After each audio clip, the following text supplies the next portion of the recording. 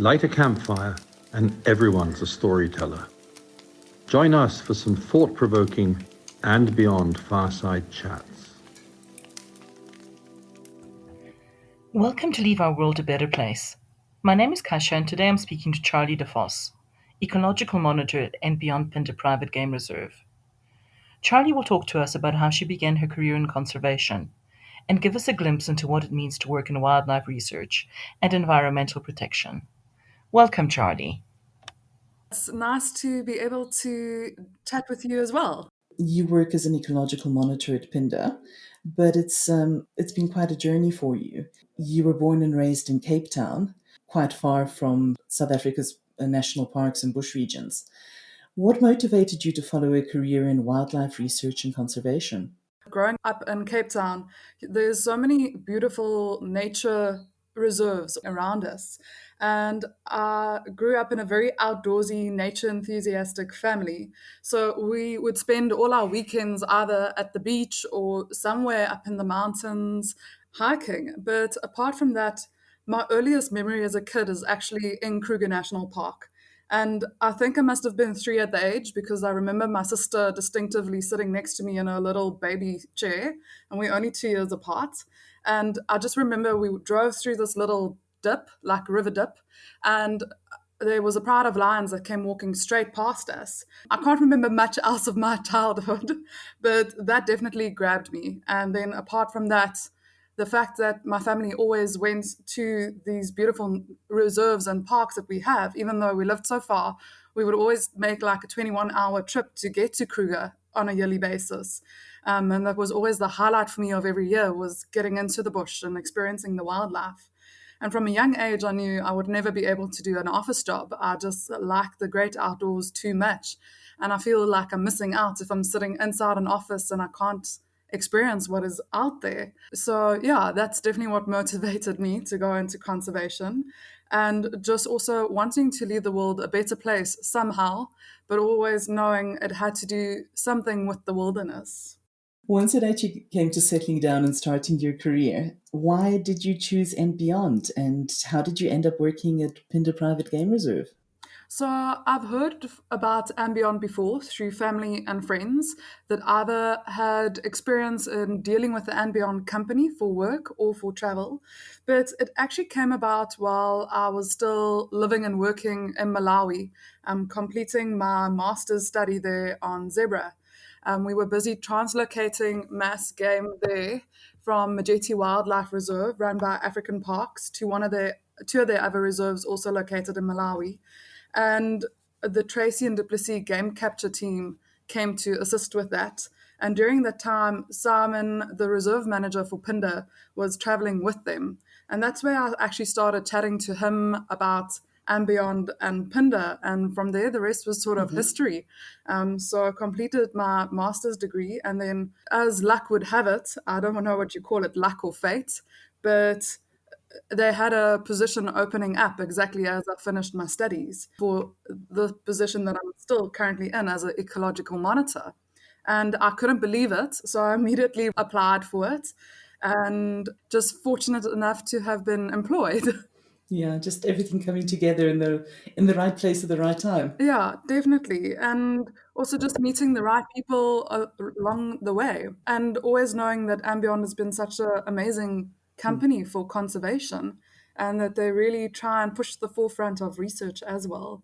Your title is Ecological Monitor, but it does include a strong research element as well. Can you tell us about what your job actually involves and what your typical day looks like? I always laugh at that question just because there is no typical day. Every day out in the bush is very different. But yeah, it's very much a field work related job, which requires us to monitor our priority species, which will be our big five: cheetah, hyena, and sunni. And then to go out every day and collect data on those animals, see how they're doing. Are they adapting in the environment? How recently are they feeding? To try and get as much fine scale data into their behavior.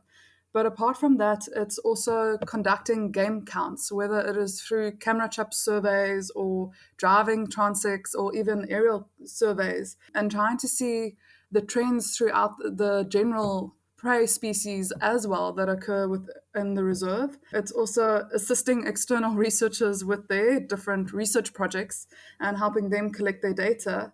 And apart from that, also compiling ID kits. Cheetah, for instance, they have each very unique spot patterns. So in order to identify them, we try and get facial feature shots, preferably a right-hand side and a left-hand side shot, as well as body shots, so we can identify them based on their unique spot pattern. So when we're collecting the data, it's fine scale data. We know exactly which individual we're collecting the data on as well. But then coming from the data collected in the field, it's also writing reports, writing management plans. And then apart from that, here at Ambion Phinda, I'm also responsible for running one of the two volunteer houses.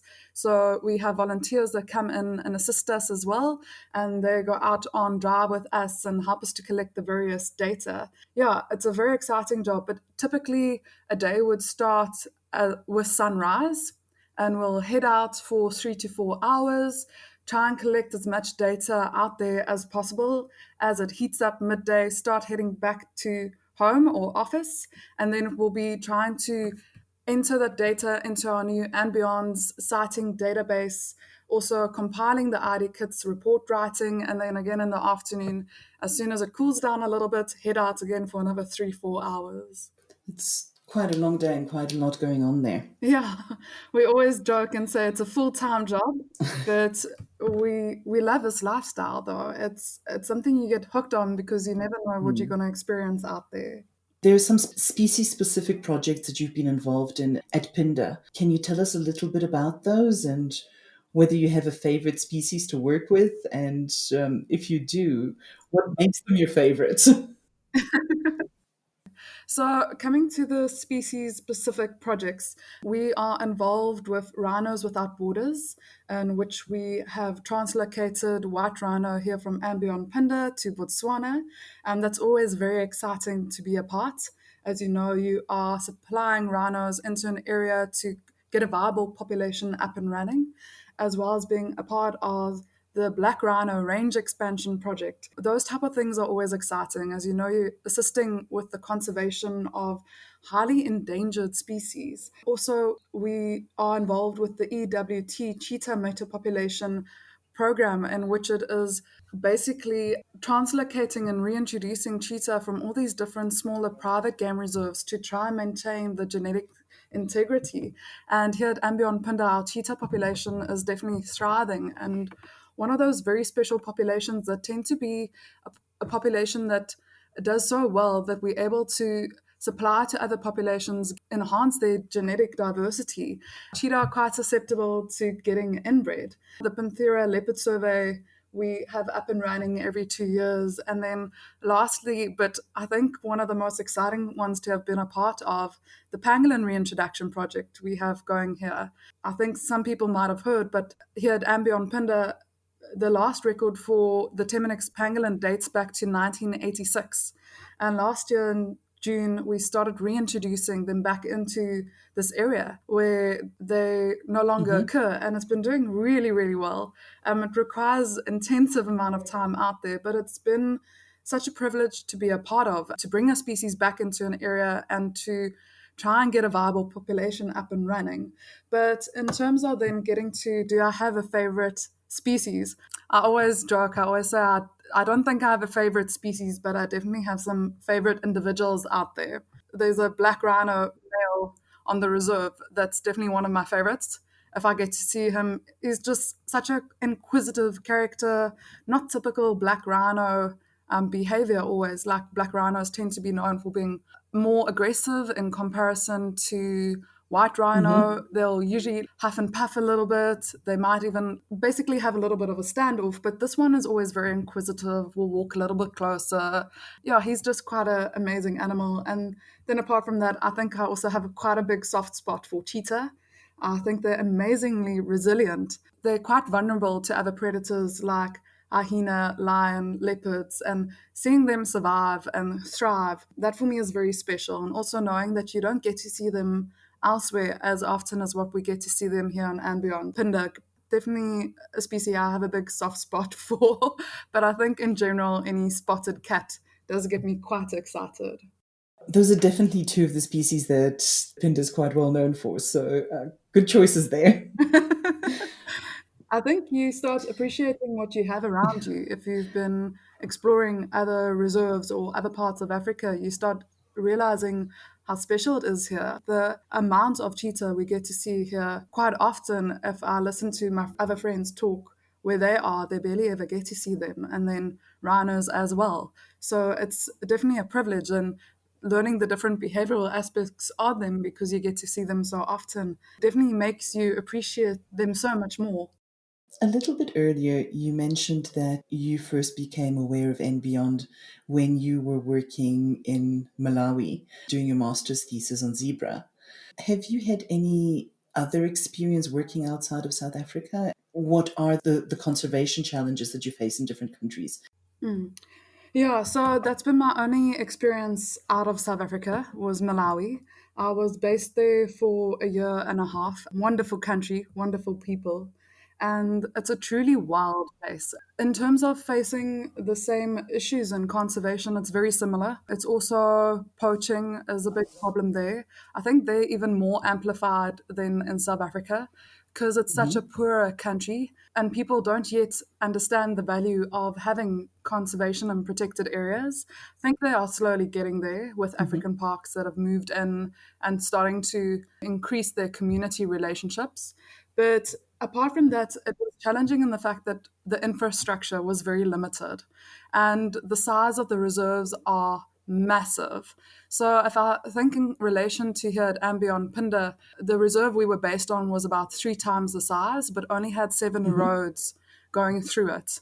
So there was a lot of wilderness areas that we were almost never able to survey. And the only way to know what was going on there would be to do aerial counts or aerial surveys, which we all know is extremely costly. But then, apart from that, because it's still a country that's very unknown in Hmm. terms of tourism, you can see that they're still very reliant on donor funding, which we all know isn't always sustainable. It's much better to have a tourism based company like And Beyond, which you know the revenue is a sustainable revenue. You're not reliant on your donors to donate and you don't know where your money is coming in from. So that was quite challenging in that regards, Hmm. as well as I think there's a lot that they would like to improve, and they are getting there. It's just a lot more difficult when you're reliant on donors instead of ecotourism. And it being such an unknown country, I mean, we barely ever saw tourists there. Like driving around in the reserve, we always joked as researchers, we were like, oh, it's such a busy day if we saw 3 tourist vehicles driving around. Where here at Ambion, it's so different. It's still quite well managed in the sense that if you're in a Hmm. sighting, there isn't as many vehicles. You get to see the animals as they would naturally behave without being crowded by tourists. But it's strange to be in a reserve but not see people. And then you actually start thinking, but where does the money come from? So I think that is a big challenge that they're facing. Then, as I also said, the limited infrastructure. Trying to monitor, manage their, I mean, those guys that were part of their anti poaching patrol teams had to walk miles to be able to survey. Here at Ambion, they also do the same, but it's easier in terms of there's road networks as well to move around when you have to really Hmm. get going. So that was quite challenging factors. And then here as well, I think by now Ambion Phinda is so established that our surrounding communities see the benefit of it. And they all quite have good relationships with the reserve. But in Malawi, people are so poor. And literally, the division between Yes. reserve and communities was so strong in the sense that even as you drive in the communities, you would not see a single tree. And then at the moment you hit the reserve fence lines, it is trees all over the place. And you can see the people just looking in at a Hmm. tree and going like, but that might be my wood or my charcoal that I can cook on tonight. So it, it's definitely getting there in the sense that people are realizing that reserves have other benefits, like creating jobs, which of course means a stable income to the families living in the communities. But I think it's going to take a while still to change people's perception, where in South Africa, in general, people are quite aware of it. But then on the other hand, coming to South Africa again, the challenges here is there's a lot of small private Hmm. owned game reserves with fences around. And unfortunately, fences nowadays all throughout Africa is what mitigates human wildlife conflict. And without it, the wildlife would not be there. Hmm. People would, um, I mean, if you have a lion running through your community eating your cattle, community members will unfortunately try and kill it. So fences are vital for protecting the animals and the people and there as well. But because South Africa has got so much private landowners and private game reserves that are fenced off, here we have to intensively manage a little bit more. And in that sense, act like the Hmm. animals would move if there was no fences. That's why these reintroductions and translocations are vital at maintaining Hmm. your population health and getting new genetics in. So that's the challenge in South Africa, where compared to some of the other African countries, it's much bigger wilderness areas and the animals can sort of manage themselves because they have space to move to. It's quite an interesting take on things. I mean, over tourism gets quite a bad rap, and it is a genuine concern. But from what you've been saying about Malawi, it's very obvious that the model of sustainable conservation based ecotourism has a very, very large role to play, particularly in funding and in creating infrastructure. Definitely. And I think a lot of it also to do with getting your communities involved as well. We all know sustainable ecotourism isn't just for the protection of the wildlife, but also taking care of the people surrounding the reserves. And it was Mhm. definitely clear there that only the communities that started living around reserves that were starting to get up and running actually saw the benefits of it, where the communities living further away from those reserves were unaware of what is on their doorstep and also the benefits from it and from ecotourism. And Mhm. then you start realizing how dependent South Africa actually is on their tourism. I mean, it's one of our biggest incomes into our economy. And it's so crystal clear when you compare those two countries, both beautiful places to travel to, but you start seeing how you also need place for tourists to stay. You need Mm. lodges, you need hotels, you need infrastructure, proper airports, all of that, which hopefully one day Malawi will get to as well. And I know people always debate about it, but as you said, the overcrowding of tourism, but at the same time, if that is your sustainable income to protect these wildlife areas, why not? Otherwise, it's just going to be utilized for something else, whether it be Mm. crops, agriculture, or even just industrial areas. Every country wants to benefit their economy in some way or another, and it's usually to the Mhm. cost of those wild areas, unless you add a cost to it. And then the only way to do it sustainably is ecotourism. You mentioned earlier that while you were working with African Parks at Majete, which is run by African Parks in Malawi, you actually met Simon and some of the guys who work at Phinda doing translocations. Is the conservation community quite a tightly knit unit throughout Africa? Do you all work together and share knowledge? So, for example, does some of the research that you are carrying out at Pinda, do you feel that it's going to contribute to conservation efforts elsewhere throughout Africa? Yes, the conservation community throughout Africa is quite interconnected. It is quite a small community. There's not that many people in conservation. But yes, I do believe that the research we are doing here at Ambion Pinda will benefit other places in Africa as well. If you just look Hmm. at the initial cheetah and lion reintroduction program that was here when Ambion Pinda started in 1993, that's now changed the way people reintroduce lions and cheetah, putting them into a smaller enclosure like a boma to break the homing tendency, so that they don't try and escape the reserve and move back home. Yes, it's definitely on the forefront of conservation. Nowadays, it's with the pangolin reintroduction program. We have been in touch with other places as well that has studied pangolins, trying to figure out what is the best way to monitor these so elusive creatures. There's definitely a lot to learn from one another, and it's not just here at Ambion Pinda. I mean, we're constantly talking to other people throughout Africa as well, what they've been trying. And I think that's the thing with nature. You're never going to know everything. They don't read the textbooks. They're always going to be doing something that you don't expect them to do. And we can definitely benefit from one another. And it's definitely something that we try and do here at Ambion Pinda is get in touch with other conservationists as much as possible and share as much knowledge on whether it is things that we have figured out here or what they've tried elsewhere. And only through that, the sharing of knowledge and research, I mean, it's always a constant or immediate success. So it is a very small field of people. And at the same time, at the conferences you go to, it's always the same familiar faces that you do see there. And then you do realize it is a very small field and we all can learn from one another on what they're doing. You mentioned quite briefly the pangolins that you're working with and the research that you're doing on there. So, yes, the work there is we work together with the African Pangolin Working Group and the Johannesburg Wildlife Veterinary Clinic. All our pangolins that we get into and beyond Phinda, they are confiscated from either poachers and traders together with the South African police forces and the African Pangolin Working Group.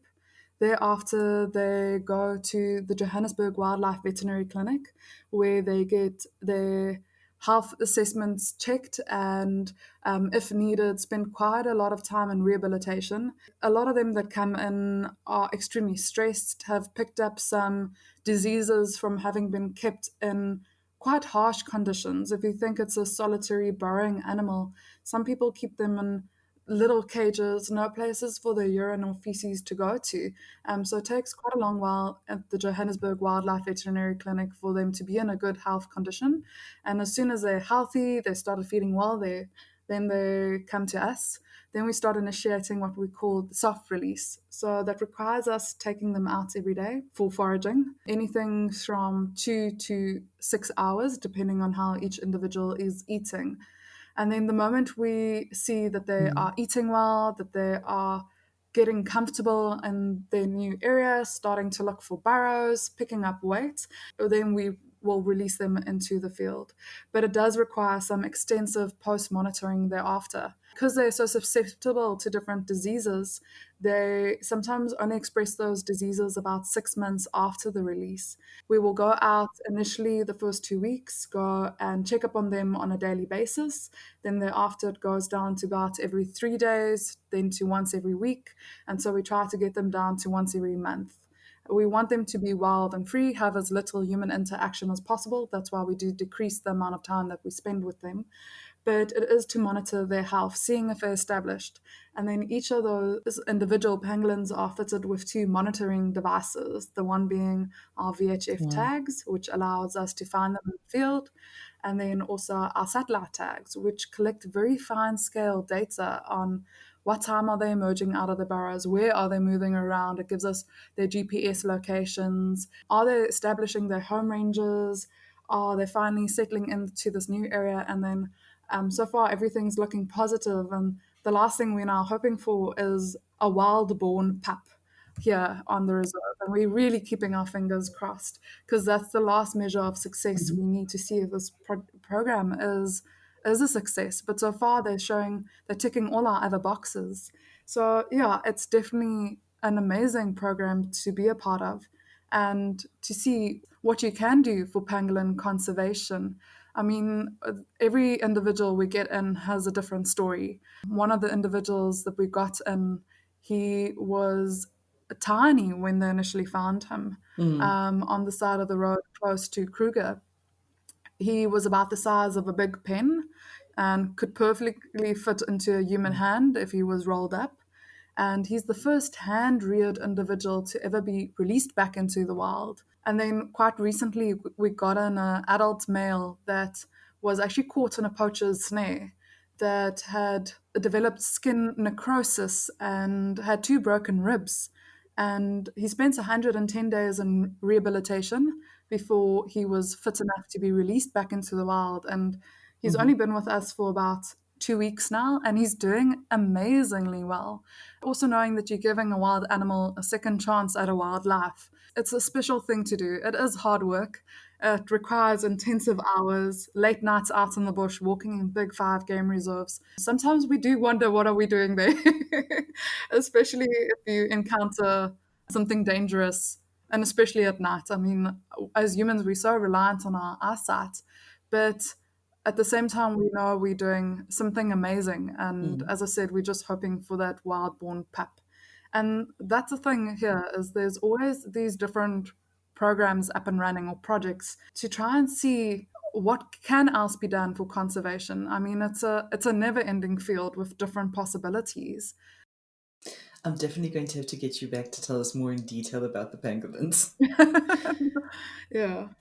You mentioned being out with the pangolins at night and having some adventures with them.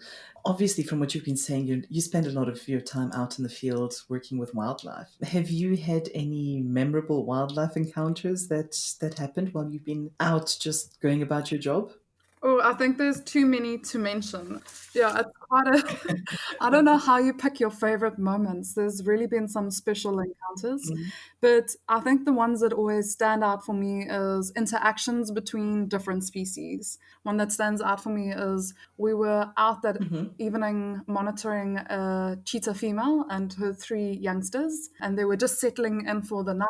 And we were like just trying to see, okay, great, they're all in good health. And as we sat there, there was a leopard that suddenly appeared out of Mm-hmm. nowhere and started stalking this mom and her three cubs and gave them such a fright that all four of them scattered into different directions. And the leopard went for one of the youngsters, chasing Mm-hmm. it. A leopard is much stronger than a cheetah. They're much more muscular. And that female saw the leopard going for her youngster, and she turned and chased that leopard up into a tree.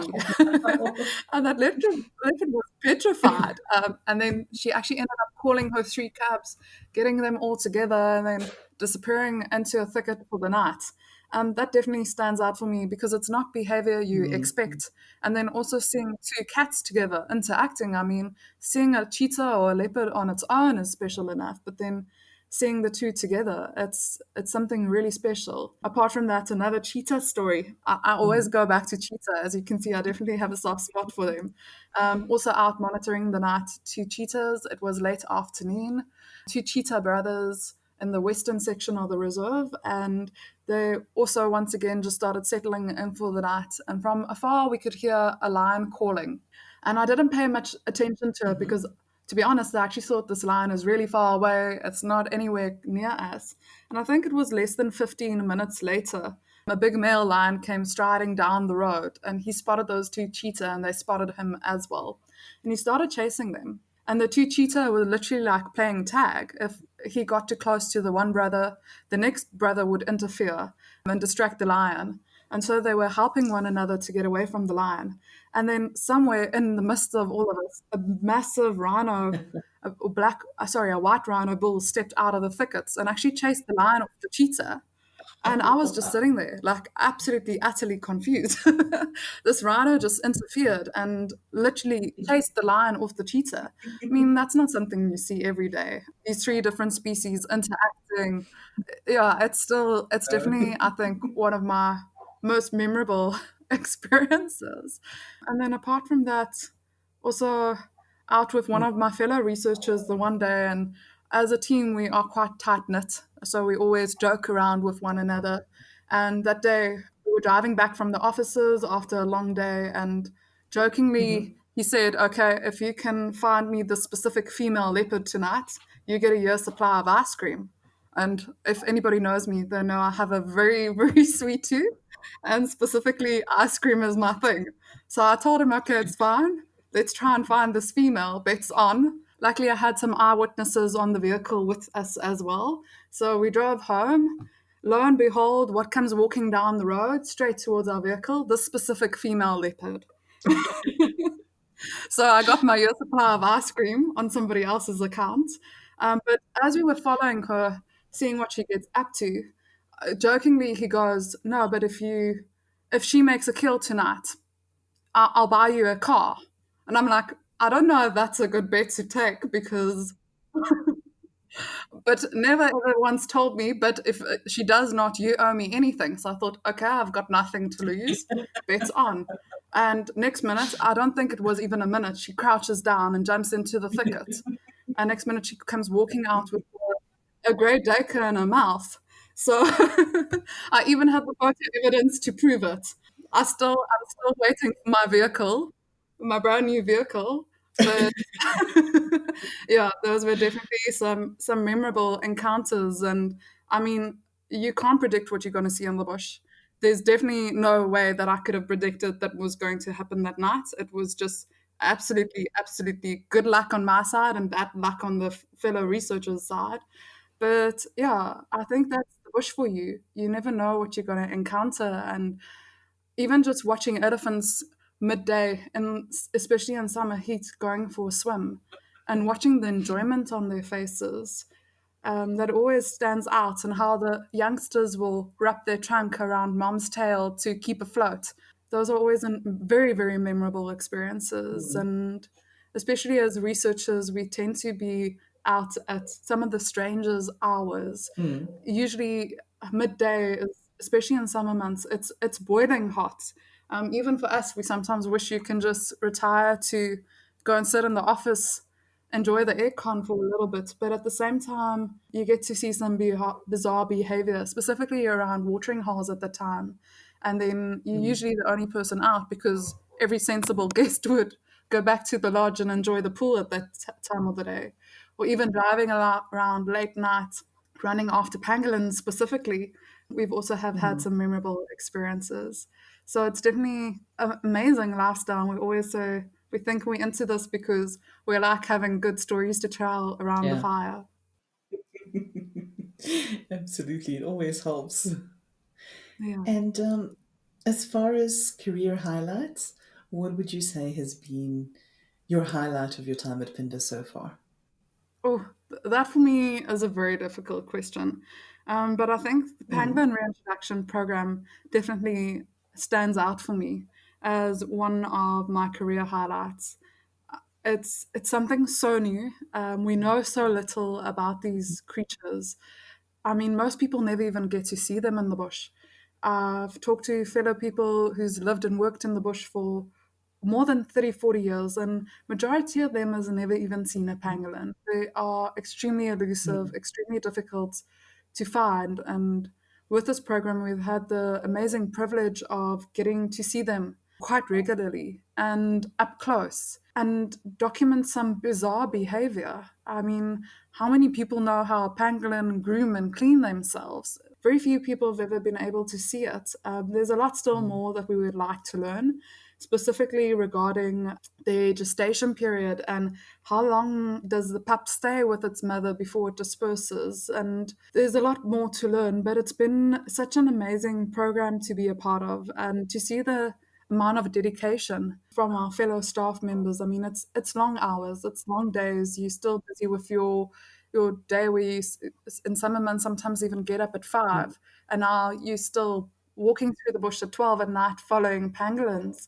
But also the dedication Yeah, from our fellow companies that are involved with us, from the African Pangolin Working Group to the Johannesburg Wildlife Veterinary Clinic, to see the amount of dedication and the fine scale data that we're collecting.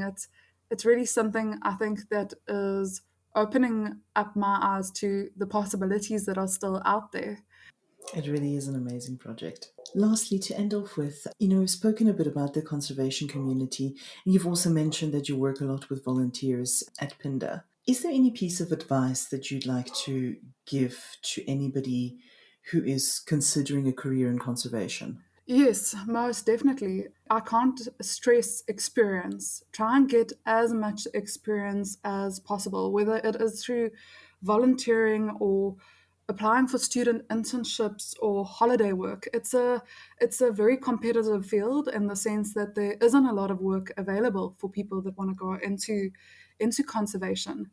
And you really have to stand out if you the person that wants to get that job. There's so many people I think that would love to have a career in conservation. It's an amazing thing to pursue, and you feel the benefits of doing your job. You feel like you're doing good, leaving the world in a better place. But I think in order to get in, try and get as much experience as possible, especially as students. Use your holidays smartly. Go phone friends, anybody you know, write emails even to companies you do not know. Just try and get that experience. Spend as much hours as you can possibly out there in the bush.